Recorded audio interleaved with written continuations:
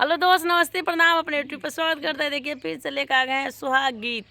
आप लोग सुहाग गीत अच्छा लगे तो आप लोग प्यार करिए। प्यार मत करिए हमसे, नो, हमारे गीत पे प्यार दुलार दीजिए और कमेंट करके बताना। कुरखेता दुल्हा से जला गाँव हो कहवा दुल्हनिया देई, अपने से जाली हो कहवा दुल्हनिया देई। कुरखेत प्रभु से जियला गाँव हो तहावा दुल्हनिया देई, अपने से जाली हो तहावा दुल्हनिया देई।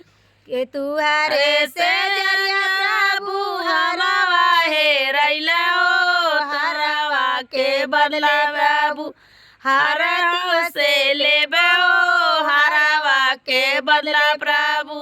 तुहरे से जरिया बाबू हरवा हे रैली हो हरवा के बदला प्रभु हरवा से लेबे हो हरवा के बदला प्रभु। हरवा के बदला दाना हरवा के देबे हो हरवा के ही चोरी दाना नैहर जानी जया हो हम के ही छोड़ी दाना।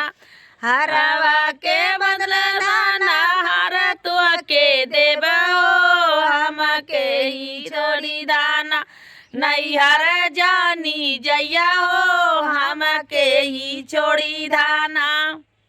कुरखेत दुल्हा से जला गाँव हो तहावा दुल्हनिया देई, अपने से जाली हो तहावा दुल्हनिया देई, अपने से जाली हो तहावा दुल्हनिया देई। तुहरे से जरिया प्रभु नाथिया हे रैला हो नाथिया के बदले प्रभु नतिया के लेबे हो नाथिया के बदले प्रभु। नतिया के लेबे हो नाथिया के बदले प्रभु। नतिया के बदले प्राणा नतिया के देबे हो हम के ही छोड़ी दाना।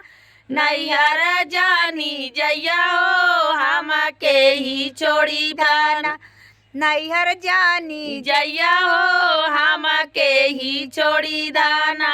कुरखेत दुल्हा से जला गाँव हो तहावा दुल्हनिया देई, अपने से जाली हो तहावा दुल्हनिया देई, अपने से जाली हो तहावा दुल्हनिया देई।